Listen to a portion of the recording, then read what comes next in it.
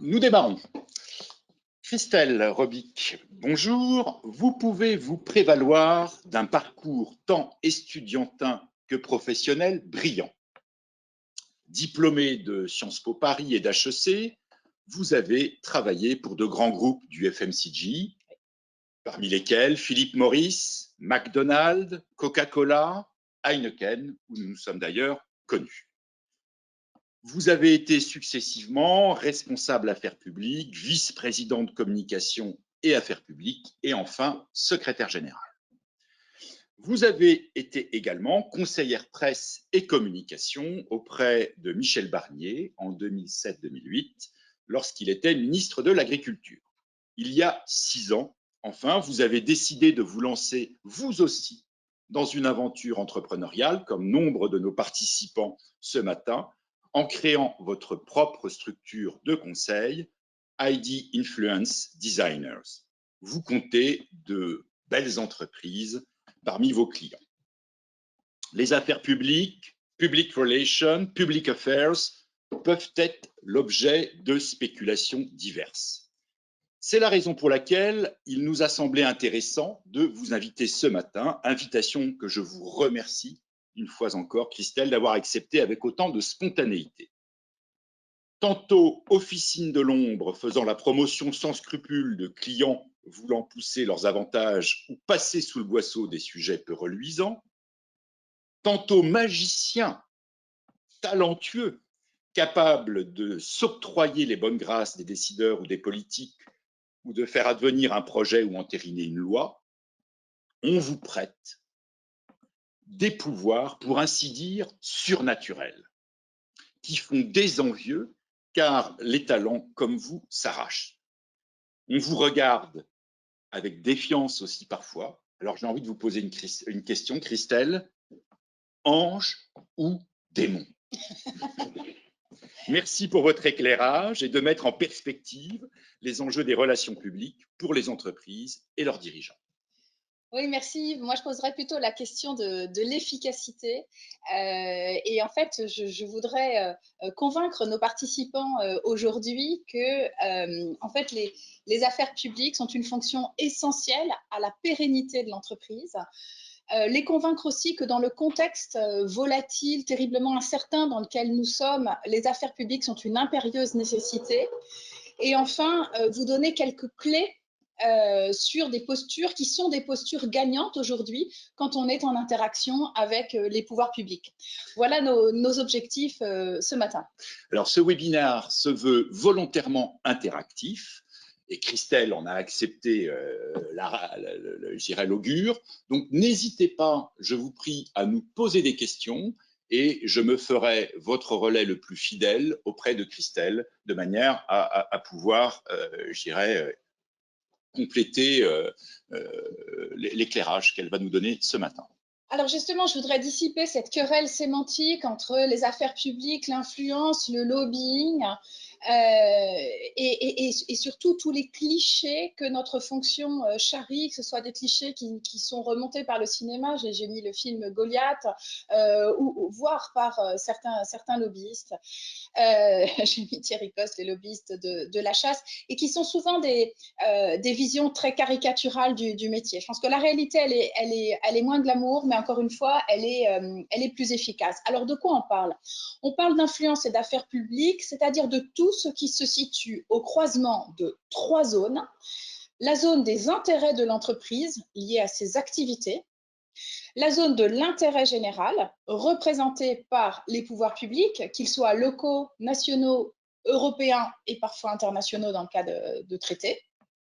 Et enfin, la zone représentée par ce qu'on appelle les parties prenantes, ça peut être les ONG, les associations, des think tanks, etc., qui ont une forme de droit de regard et une influence à la fois sur les politiques publiques et sur l'activité de l'entreprise.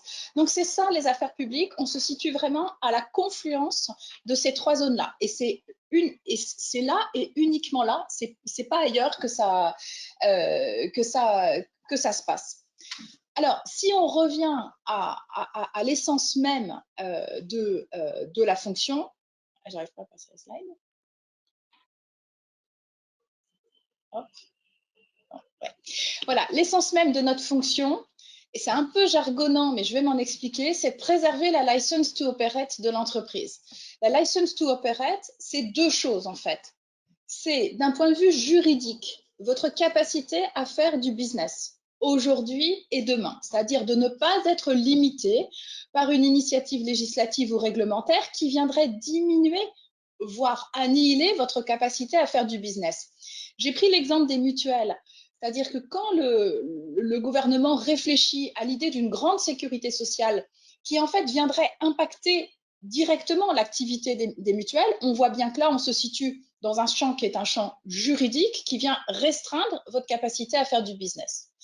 Mais au-delà du juridique, il y a aussi le sociétal, c'est-à-dire l'acceptabilité de votre business. Alors, cette acceptabilité, elle a longtemps été cantonnée à des industries dites problématiques, que ce soit le tabac ou l'alcool, mais je dirais qu'aujourd'hui, elle déborde bien au-delà de ces industries controversées. Et encore une fois, j'ai mis un exemple récent, c'est-à-dire c'est la controverse suscitée par le livre Les Fossoyeurs sur les EHPAD. On voit bien qu'il y a que le grand public est en train de se poser la question de la meilleure prise en charge du grand âge et est en train d'avoir des doutes sur le fait que le système des EHPAD soit la meilleure la meilleure façon de prendre en charge le grand âge. Donc voilà, c'est cette capacité juridique et aussi sociétale à pouvoir faire demain du business. Donc c'est véritablement ça que l'on va chercher à préserver, voire à étendre. C'est ça le but de notre action. Alors, évidemment, je voudrais vous convaincre d'une chose, c'est que franchement, vivre caché n'est plus une option. Ça peut être possible. Il y a des années, il y avait des secteurs qui, par nature, étaient relativement protégés, relativement à l'abri. Je crois que ça n'est plus le cas. Et pour vous en donner une preuve, je crois que l'affaire Lactalis, vous en souvenez, en 2017, c'est cette affaire de lait infantile contaminé à la salmonellose. Ce qui frappe dans cette affaire, c'est l'asymétrie, en fait. L'asymétrie entre les faits, c'est-à-dire une contamination, mais dont les conséquences ont été assez restreintes, avec pas d'hospitalisation, pas de décès, etc. Donc une affaire qui est contenue dans ses effets, mais en revanche un impact réputationnel qui est terrible sur un acteur qui est un leader mondial, et parce que cet acteur avait une tradition du secret. De la discrétion, de non-publication de ses comptes, etc. Et ça a probablement joué dans l'effet d'amplification de l'affaire. Et vivre caché n'est plus une option parce que, là je voudrais insister sur quelques éléments de contexte. Vivre caché n'est plus une option quand vous avez une inflation législative et réglementaire absolument terrible. Et ça fait 30 ans. Je vous ai mis quelques chiffres issus du secrétariat général du gouvernement. Vous voyez qu'en moyenne, sur la dernière législature, on oscille entre 50 et 60 lois promulguées par an. C'est très conséquent. Mais que derrière les lois, ce qu'il faut voir, c'est les décrets d'application. Et les bonnes années, on tangente les 1000 décrets d'application. Et donc là-dedans, il y a forcément quelque chose qui, à un moment, peut venir impacter votre business. D'où l'importance d'être en anticipation, de détecter très très en amont, parce que quand la loi est promulguée, c'est trop tard, de détecter très en amont ces points de vigilance et d'agir. Alors, est-ce à dire que vous passez vos journées au Palais Bourbon? Non, plus maintenant. Ça a été le cas avant. Et en fait, les assemblées ont fait un énorme travail grâce au digital de transmission des débats. On a aujourd'hui, dans le cadre du débat public en séance, la revue des amendements en temps réel. Donc, on peut être parfaitement au bureau, voire chez nous parfois, des séances de nuit, et suivre le défilé des amendements. Alors qu'avant, effectivement, il fallait y aller, il fallait réclamer les liasses, place, etc. Donc ce temps-là, alors on continue à aller à l'Assemblée et au Sénat pour rencontrer nos parlementaires, ça c'est évident, et je pense que rien ne remplace un contact réel. Mais pour ce qui est du suivi de la loi, et aujourd'hui il se fait à distance. Alors, on ne peut pas vivre caché aussi, parce que vous l'aurez remarqué, depuis 2 ans, on assiste quand même à un retour de l'État qui est absolument incroyable dans la vie économique. Que ce soit l'État parapluie qui vient protéger des conséquences économiques du Covid, des conséquences économiques de la guerre en Ukraine, que ce soit l'État stratège qui dessine la France industrielle de 2030 en sélectionnant quelques secteurs prioritaires, ou que ce soit l'État nounou, c'est un concept américain, le nanny state, dans lequel la France est très bien placée, c'est-à-dire toutes ces mesures qui vise à utiliser la fiscalité pour induire un changement de comportement chez le citoyen. Ça peut être la taxe carbone, ça peut être une fiscalité sur les boissons sucrées, ça peut être une fiscalité sur l'alcool et évidemment la fiscalité sur les tabacs. Donc pour toutes ces raisons-là aussi, parce qu'il y a ce retour en force de l'État, il est urgent et important pour vous, entreprises, d'engager le dialogue avec les pouvoirs publics. Et puis, il y a aussi des nouvelles formes de débat public, c'est-à-dire que l'élaboration de la décision publique, aujourd'hui, elle prend d'autres chemins. Et je pense que c'est quelque chose qu'on devrait voir se confirmer dans le cadre de la prochaine législature. On l'a vu dans la précédente avec, par exemple, la Convention citoyenne pour le climat, c'est-à-dire cette idée de faire des panels citoyens. Et là, je dois dire que quand on fait des panels citoyens, on n'est pas à l'abri de mauvaises surprises, parce que parfois, il y a des idées simples, pour ne pas dire simplistes, qui peuvent venir impacter, là encore, la capacité à faire du business pour vos entreprises. D'où la nécessité de toujours être dans un effort de pédagogie. Ça, je pense que c'est très important.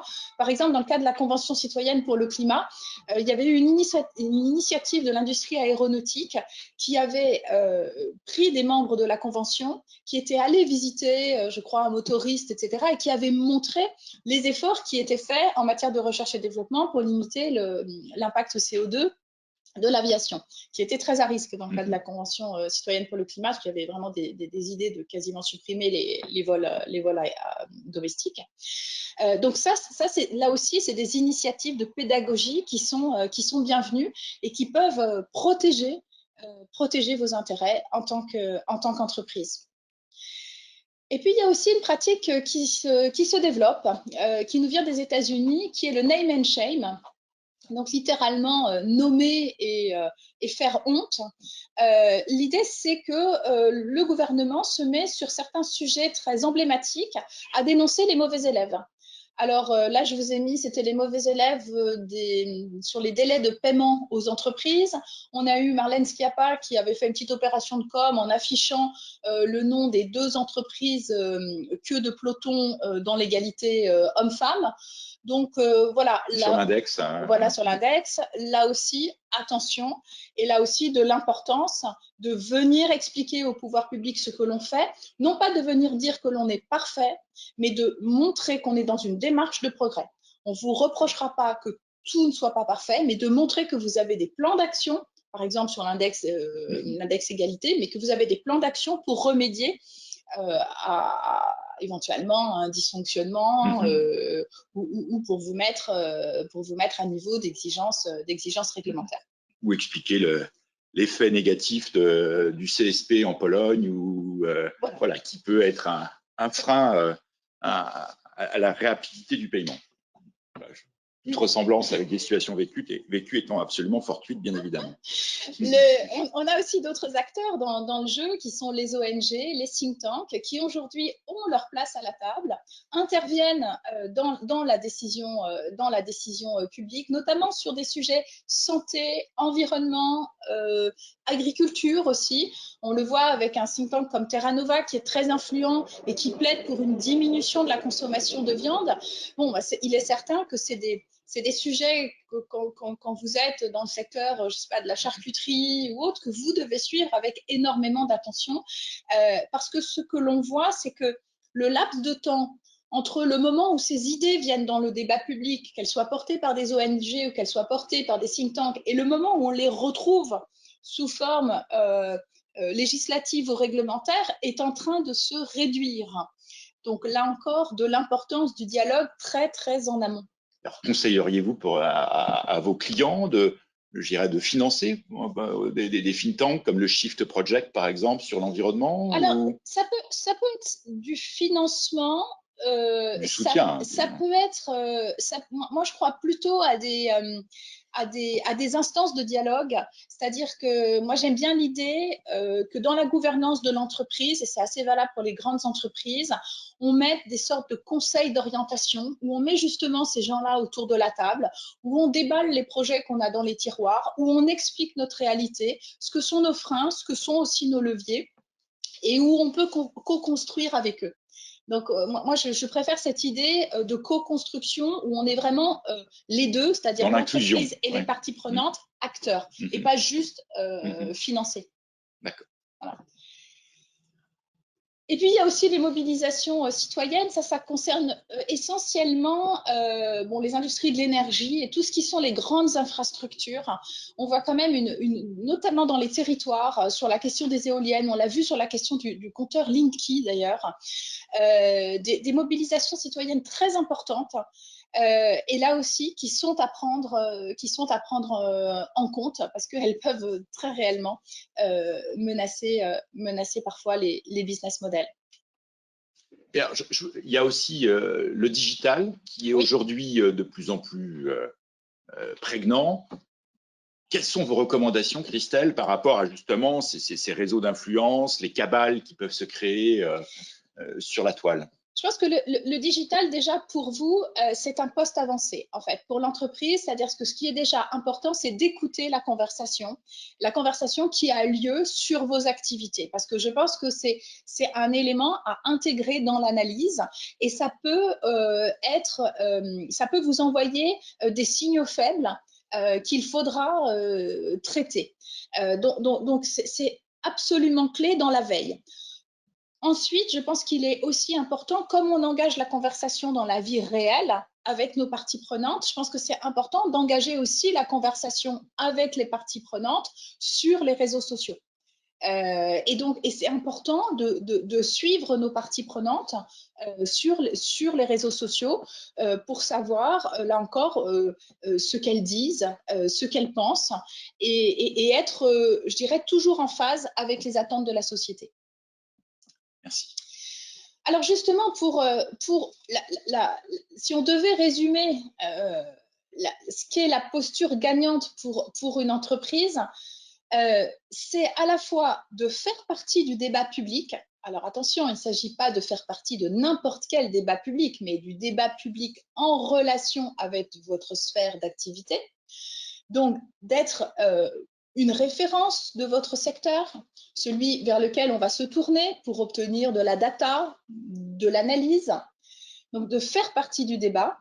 Et le corollaire de faire partie du débat, c'est de faire partie de la solution, c'est-à-dire d'apporter des solutions au débat, c'est-à-dire de dire, ben voilà, nous on est prêt à essayer ça, on est prêt à s'engager sur ça et ça. Donc vraiment d'être dans une posture de contribution, ça c'est extrêmement important, de ne pas être dans un lobbying défensif, mais vraiment d'apporter sa contribution à la résolution de problématiques très, très spécifiques.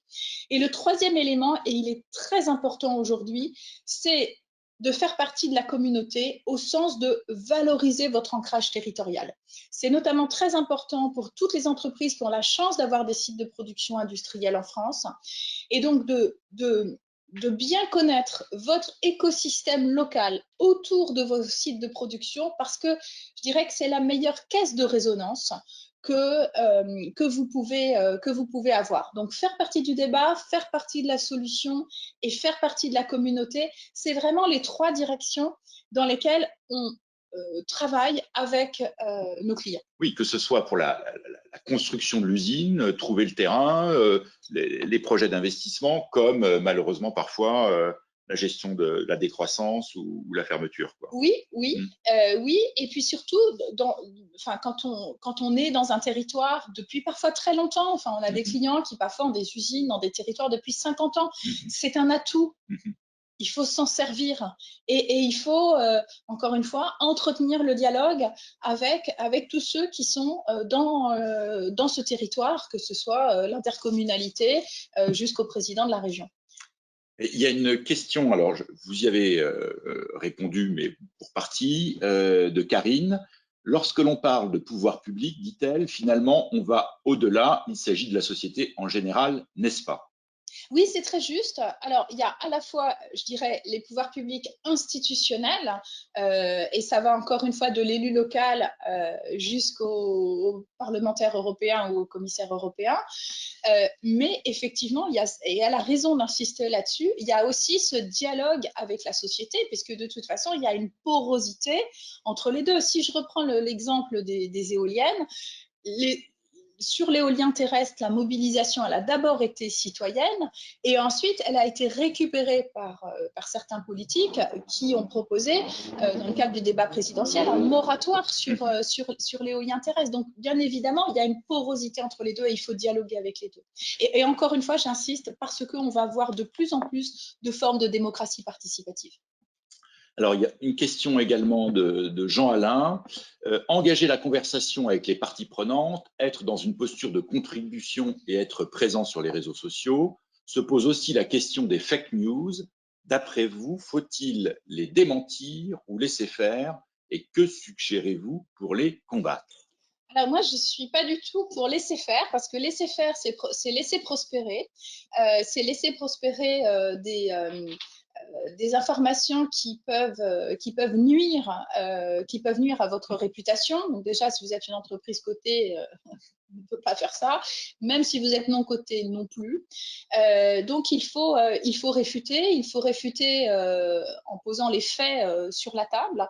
Et là aussi, et c'est à ça aussi que sert le dialogue, en activant tous les leviers que vous avez, c'est-à-dire aller voir les pouvoirs publics en disant non, ce qui circule est faux, aller voir les élus locaux en disant non, ce qui circule est faux, et aller voir les ONG, etc., en disant non, ce qui circule est faux. Donc, je pense qu'il faut riposter et ne pas laisser prospérer. Très bien. Oui, alors si on examine maintenant les facteurs clés de succès du déploiement d'une stratégie affaires publiques. Le premier, il paraît évident, c'est bien évidemment de connaître son environnement et son sujet. Connaître son environnement, pour nous, c'est un outil qui est la cartographie. C'est-à-dire que nous, on aime bien faire une cartographie sur un sujet donné de tous ceux qui s'expriment sur ce sujet. Donc, si je reprends mon exemple de l'éolien terrestre, je vais faire un mapping avec les associations, avec les fédérations professionnelles, avec le ministère de la Transition écologique, avec la Direction générale de l'énergie et du climat, etc., etc. Donc, bien cartographier son environnement. Et connaître son sujet, bien sûr que vous le connaissez, votre sujet. Sauf que, quand on fait des affaires publiques, il faut passer le sujet au tamis politique. C'est-à-dire que, et ça c'est notre rôle, qu'on soit en interne ou agence, c'est-à-dire c'est d'expliciter la problématique de l'entreprise sous une forme politique. Et souvent, ça n'est pas le cas. Et nous, on agit un petit peu comme des traducteurs, c'est-à-dire que d'une problématique business, on doit identifier des demandes qui seront portées aux politiques.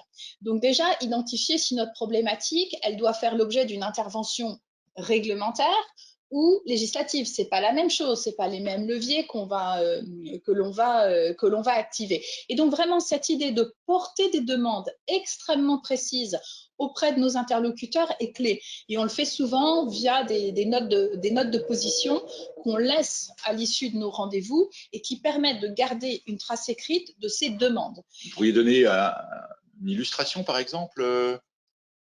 Sans trahir oui, sans trahir le secret. oui, sans trahir de secret. C'est par exemple dans le cadre actuellement de l'épidémie d'influenza aviaire qui sévit dans le grand ouest de la France, c'est de porter la demande d'une indemnisation à 100% des entreprises touchées. Aujourd'hui, il se trouve qu'elle est plafonnée. Bon, voilà, vous voyez, c'est assez technique, mais c'est être absolument clair sur la demande que l'on porte. Sinon, le message est flou. Si le message est flou, notre interlocuteur n'agira pas. Donc ça c'est absolument clé. L'autre facteur clé de succès, c'est de construire dans la durée. Alors, les affaires publiques, c'est un art de la répétition. C'est pas un truc qu'on fait pendant 2 mois, ensuite on referme le dossier et on va faire autre chose. Il faut répéter et répéter notre message pour que ils finissent par être entendus et il faut, je dirais, saturer l'espace du même message. Et il convient aussi d'aller voir ses interlocuteurs quand on n'a rien à leur demander. Ça, c'est vraiment important. C'est-à-dire que… Oui, c'est pas que lorsque le besoin se fait jour qu'il faut créer du lien. C'est pas c'est pas quand on a un amendement qui déboule et qui est problématique qu'il faut se mettre à décrocher son téléphone parce que les gens ne vous connaissent pas, ne savent pas qui vous êtes, etc. Quand ils vous connaissent, quand ils ont échangé avec votre président, quand ils ont visité vos sites de production, quand ils ont été alimentés au fil de l'eau de vos initiatives diverses et variées, ils vous connaissent déjà. Vous avez créé les conditions de la relation. Et là, vous pouvez, quand il y a un enjeu, construire. Ensuite, on l'a dit, et ça c'est effectivement très important, c'est le fait de contribuer à la solution. On ne peut plus être aujourd'hui dans ce lobbying défensif qui consistait à dire enfin, vous ne pouvez pas faire ça parce qu'on a des emplois, etc. Non, ça ne suffit plus. Il faut être dans la contribution. Je vous prends un exemple. On a énormément aujourd'hui de démarches d'engagement volontaire de secteurs professionnels sur des thématiques diverses et variées. Dernièrement, c'est la logistique, l'immobilier logistique, en clair, tous les entrepôts, qui sont allés contractualiser un certain nombre d'engagements avec le ministère de la Transition écologique, en s'engageant à préserver la biodiversité autour des sites, en s'engageant à, dans la mesure du possible, mettre du photovoltaïque sur les toits, en s'engageant à privilégier des friches industrielles plutôt que des terrains agricoles, etc. Pourquoi ils font ça ? Ils font ça parce qu'on a des objectifs de zéro artificialisation nette et que si on fait zéro artificialisation nette et que je suis Amazon, je vais avoir un problème à un moment pour construire mes entrepôts. Donc, entre guillemets, il vaut mieux choisir sa pénitence et être dans l'autorégulation, dans des démarches d'engagement volontaires. Idem, par exemple, sur l'industrie du jouet qui prend des démarches en matière de jouets non genrés. Là aussi, on construit de la réputation positive autour d'une industrie qui est parfois accusée de contribuer à la pérennisation des stéréotypes de genre. Donc voilà, donc soyez dans des démarches d'autorégulation parce que parfois, ça permet de gagner du temps sur des objectifs contraignants qui pourraient être imposés par le législateur. Enfin, le dernier, c'est très important, c'est créer la confiance. Et créer la confiance, c'est agir avec éthique. Donc, on en revient à notre introduction, les fantasmes de la boîte noire, de la force obscure, etc.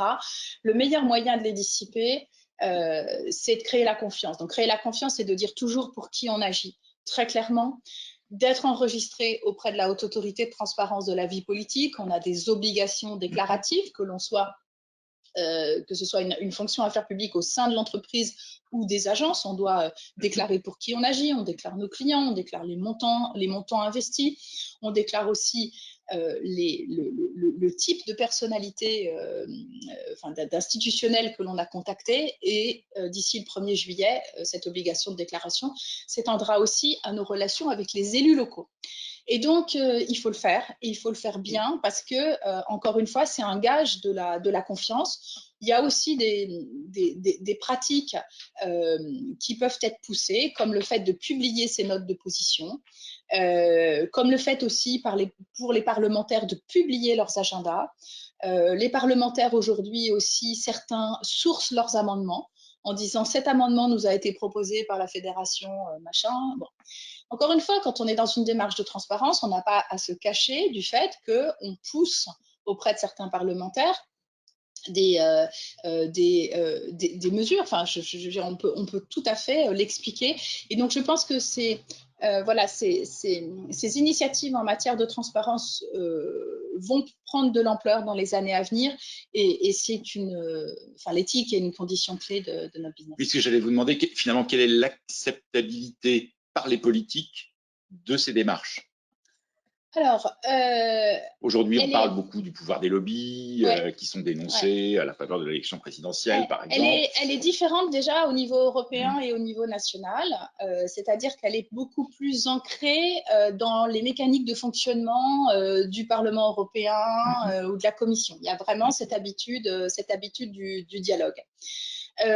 En France, elle est ancrée, et là aussi, à condition de respecter des règles du jeu. Je me souviens d'une présidente de la commission des affaires sociales à l'Assemblée nationale qui avait photographié à l'occasion des fêtes de fin d'année des cadeaux qu'elle avait reçus d'entreprises, qui étaient franchement des cadeaux dont la valeur faciale était, en fait, c'était des produits de l'entreprise. Donc, la valeur de ces cadeaux était minime. Enfin, on parlait de choses qui coûtent 10 ou 15 euros en supermarché, et qu'elle avait dénoncé en disant voilà comment les lobbies tentent de m'acheter. Donc, attention aussi, pas de cadeaux. On est vraiment là sur du fond. Voilà, ça en est fini du lobbying à la papa où on invitait à certains événements, etc. Je crois qu'il faut être très prudent là-dessus. Alors, il y a une question de Thierry. Vous avez posé un triptyque intérêt général, intérêt des entreprises et prise en compte des tiers au débat. Pour vous, quelle différence entre lobby et ONG? Les deux produisent des contenus et communiquent dessus. Oui, c'est vrai, les deux sont des représentants d'intérêt.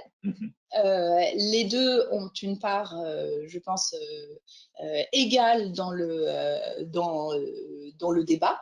Et donc, je pense que les ONG ne peuvent pas se priver du débat avec les entreprises et vice-versa. Les affaires publiques sont-elles solubles dans la RSE? Demande Jean. Ça, c'est une bonne question. Je dirais que la RSE, elle doit être, enfin, on doit intégrer les éléments de notre politique, de la politique RSE de l'entreprise dans nos argumentaires. C'est absolument clé. Maintenant, est-ce qu'on fait de la RSE pour plaire aux décideurs publics? Je ne crois pas. Mais en tout cas, les initiatives en matière de RSE, surtout quand elles viennent rencontrer des objectifs de politique publique, donc ça peut être par exemple des initiatives qui contribuent à la décarbonation de la production. La France a un objectif d'être la première économie décarbonée d'Europe. Ça, bien évidemment, il faut le mettre en exergue, tout comme si vous avez des actions en matière de protection de la biodiversité ou autre. Merci. Alors, pour terminer, si on peut se résumer, donc on a vu les facteurs clés de succès, et maintenant, un petit peu sur quoi peut reposer une stratégie efficace. Évidemment, ça doit être adapté aux conditions de chacun. Déjà, c'est de répondre aux attentes des parties prenantes. C'est-à-dire, c'est grosso modo, si vous esquivez le gros sujet de votre business, bon, ça ne va pas marcher parce qu'il va finir par vous rattraper le sujet. J'ai pris l'exemple de la cosmétique et des emballages plastiques. Bien évidemment, c'est un sujet que cette industrie-là doit traiter, et elle le fait en s'engageant sur des objectifs notamment de réduction ou de substitution. Donc, il faut, entre guillemets, se coltiner le sujet, le gros sujet de votre industrie, et apporter des réponses, voire être dans des démarches d'engagement. Le deuxième pilier d'une stratégie efficace, c'est de révéler son utilité économique et sociale. Ça, c'est très important. Et j'ai pris l'exemple de Airbnb. Parce que pendant des années, finalement, Airbnb c'est vendu comme finalement une solution de facilitation de l'hébergement touristique. Bon. Ils ont fait face ensuite à un déferlement d'initiatives locales issues des mairies. Ça a commencé avec les mairies à San Francisco, puis à Paris, etc., visant à limiter. Les hôteliers, Voilà, ils ont fait face aussi au lobby des hôteliers, visant à limiter le nombre de nuitées, etc. Donc là aussi des enjeux à la fois de réputation et de limites juridiques de leur capacité à opérer. Et ils avaient un peu l'angle mort de leur discours, c'était les externalités positives qu'ils génèrent pour les territoires, et notamment pour les territoires ruraux. Et ça, c'est intéressant quand on voit qu'ils s'allient, ils se sont alliés à la MRF, qui est l'Association des maires ruraux de France, pour justement montrer que Airbnb contribue au dynamisme de la ruralité française. Et vous voyez, c'est quand même malin en termes de révélation de son utilité économique et sociale. On est assez loin de l'idée de quartier de Paris entièrement pollué, entre guillemets, par des Airbnb. Donc là, vous prenez un contre-pied et vous allez créer du dialogue avec les maires ruraux. Donc ça c'est une stratégie efficace. Je précise, ce n'est pas du tout mes clients. Donc voilà. Non, mais je préfère le dire. Co-construire aussi, ça c'est important, on l'a dit, hein, c'est un jeu à trois entre l'entreprise, les pouvoirs publics et les ONG et les associations. Là j'ai pris l'exemple, un sujet qui est un sujet très sensible, qui est celui du bien-être animal, qui touche à la fois l'industrie de la volaille, les œufs, etc., la viande évidemment. Et donc, avec Casino a développé un affichage sur le bien-être animal. Donc, vous avez un score qui vous permet de savoir que la boîte d'œufs que vous achetez ou le filet de poulet a été élevé dans des conditions propices au bien-être animal. Et pour construire en fait cet affichage, ce score, ils se sont à la fois entourés des metteurs en marché, c'est-à-dire des Herta, des Fleury-Michon, Poulet de Loué, etc., qui fabriquent. Il y a la grande distribution, il y a Casino, Carrefour, Système U, etc. Et puis, il y a les ONG qui travaillent sur le bien-être animal, des gens comme Wellfarm, CIWF, etc. Et tous ensemble, ils ont développé cet affichage sur le bien-être animal. Ça, je trouve que c'est un exemple tout à fait remarquable non seulement de dialogue, mais qui a abouti à une action concrète et à des engagements concrets. Il y a une notion qu'on n'a pas évoquée encore, c'est finalement, est-ce qu'il y a pour vous quelle différence entre, je dirais, public affairs et communication de crise? Est-ce qu'on parle de la même chose? Est-ce que c'est deux catégories différentes? Non, on parle pas de la même chose. Les affaires publiques ont un rôle à jouer en cas de crise majeure qui frappe une entreprise. Et notre rôle va être de désigner les interlocuteurs clés, que ce soit au niveau de l'administration, au niveau des cabinets ministériels, etc., avec lesquels l'entreprise doit très, très urgemment engager le dialogue, parce que quand on est dans la crise, on est dans l'urgence. Mais en revanche, nous, on ne va pas gérer l'aspect médiatique de la crise. Et donc souvent, on travaille de manière collaborative, en tout cas quand la crise touche de très grandes entreprises, avec des agences, que ce soit des agences dédiées à la communication de crise ou des agences de communication généralistes. Et nous, on vient apporter une des pièces du puzzle de la crise. Très bien. Quel est votre avis sur le bien-être des salariés en entreprise?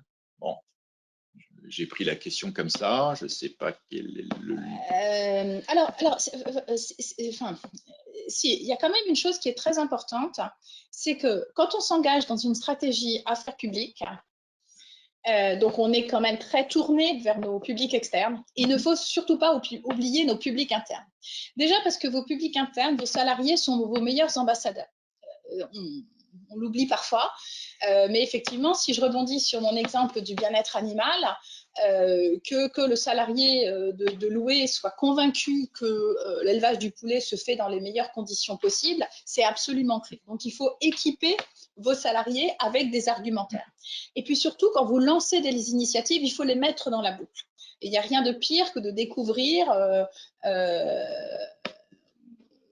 une initiative dont on ne vous a pas parlé en interne alors qu'elle concerne votre entreprise. Donc oui, c'est un acteur absolument essentiel dans le dialogue que l'on mène. Oui. Alors, parmi les participants, il y a des managers de transition, il y a des dirigeants d'entreprise. Finalement, quelle est votre préconisation, Christelle, vous qui avez vécu cette fonction à la fois au sein de grands groupes et aujourd'hui comme indépendante? Oui. Finalement, quelle est votre préconisation sur la meilleure organisation des affaires publiques? Faut-il les avoir in-house ou faut-il les avoir en fonction externalisée? Alors, bon, déjà, il y a effectivement un critère de taille de l'entreprise qui vient jouer. Évidemment, toutes les grandes entreprises, les filiales françaises de groupes multinationaux, etc., ont évidemment toutes internalisé la fonction, tout en faisant aussi appel à des agences. Nous, on arrive vraiment à la fois en support stratégique et opérationnel.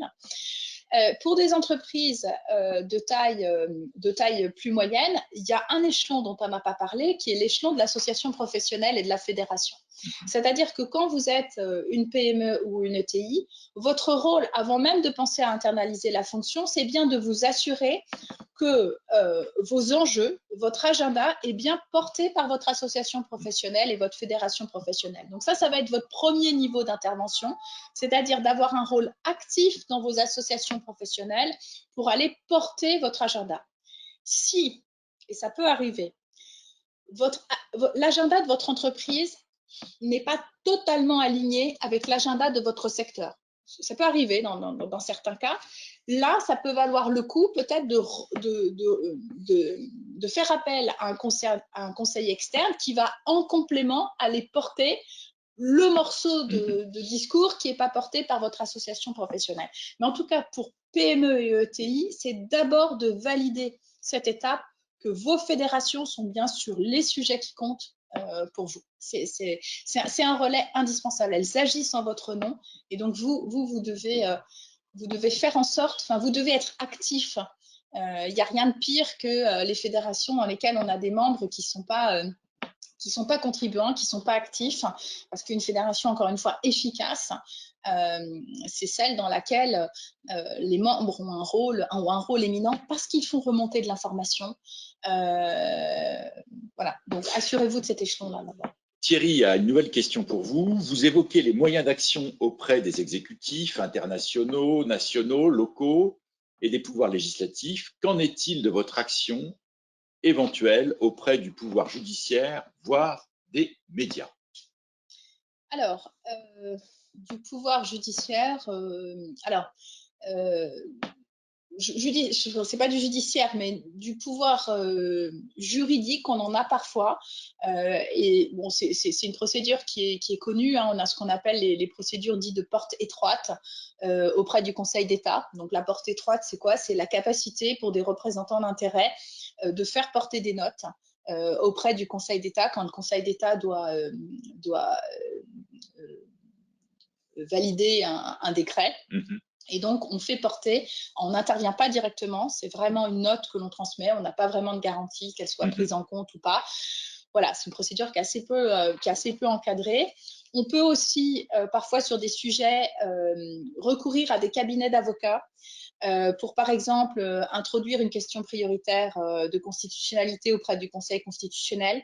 Alors, c'est des actions qui sont assez rares. On peut aussi recourir à des actions contentieuses pour par exemple, là aussi auprès du Conseil d'État pour contester un décret. Bon, bah, ça, c'est vraiment une action en dernier ressort. Hein. C'est quand je dirais quand tout le dialogue auparavant a échoué. Mais oui, on peut, à un certain moment, on peut recommander à nos clients une action contentieuse. Voilà. Et l'autre c'est la presse, oui, les médias. la presse. Ah oui, alors la relation presse, relation publique. Alors bien évidemment, là aussi c'est un jeu de jambes. Hein. Très souvent, on travaille pour nos clients aux côtés d'agences de relations presse.